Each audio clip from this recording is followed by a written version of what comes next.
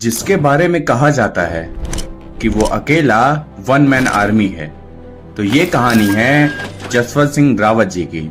जसवंत सिंह रावत जी का जन्म 19 अगस्त 1941 में उत्तराखंड के पौड़ी गढ़वाल जिले में स्थित बरियूं गांव में हुआ। जसवंत सिंह का पालन पोषण जिस स्थान पर हुआ वह स्थान बहादुर सैनिकों को जन्म देने के लिए जाना जाता था।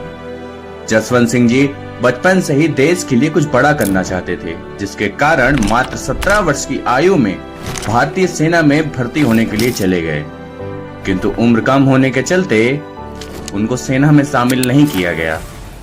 फिर 19 अगस्त 1960 में जसवंत सिंह जी को भारतीय सेना ने बतौर राइफलमैन शामिल कर लिया। 17 नवंबर 1962 को नॉर्थ ईस्ट फ्रंटियर एजेंसी अब अरुणाचल प्रदेश में नूरांग की लड़ाई के दौरान राइफलमैन जसवंत सिंह जी को 4 गढ़वाल राइफल्स रेजिमेंट की 4 बटालियन में भेज दिया गया।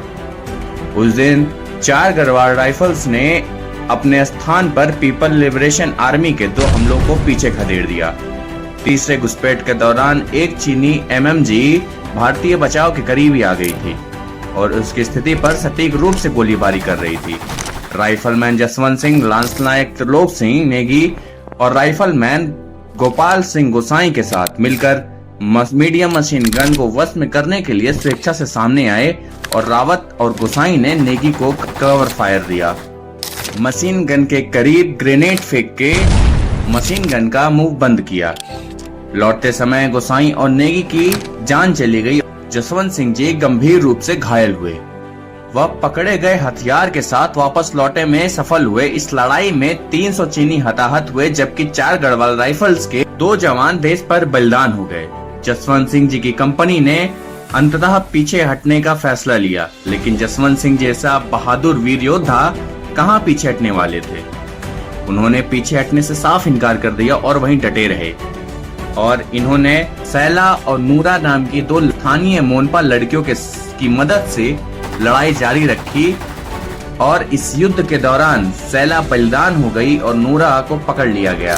एक स्थान से दूसरे स्थान तक लड़ते हुए जसवंत सिंह जी ने 72 घंटे तक दुश्मनों को रोके रखा, जब तक कि एक चीनी अधिकारी ने एक स्थानीय आपूर्तिकर्ता को पकड़ नहीं लिया, जिसने उन्हें बताया कि वो केवल एक ही लड़ाकू का सामना कर रहे हैं जो उन्हें अकेले कांटे की टक्कर दे रहा है। ये बात सुनते ही चीनी अधिकारी पागल से हो गए। इसके बाद चीनियों ने रावत जी के स्थान पर धावा बोल दिया, लेकिन उनकी मृत्यु का सही विवरण आज भी स्पष्ट नहीं है। युद्ध समाप्त होने के बाद चीनी कमांडर ने रावत जी का कटा हुआ सिर और उनकी एक पीतल की मूर्ति भारत को वापस लौटा दी। और ये आज भी कहा जाता है कि वहां पर उस बॉर्डर पर आज भी जसवंत सिंह जी चीनियों से भारत की सुरक्षा के लिए सदा तत्पर हैं और उनके होने का आज भी वहां पे आभास होता है। तो ये कहानी थी महावीर चक्र से सम्मानित one man army rifleman Jaswant Singh ji की। इसी तरीके के रियल हीरोज की कहानियों के लिए इस चैनल को लाइक, शेयर और सब्सक्राइब जरूर कर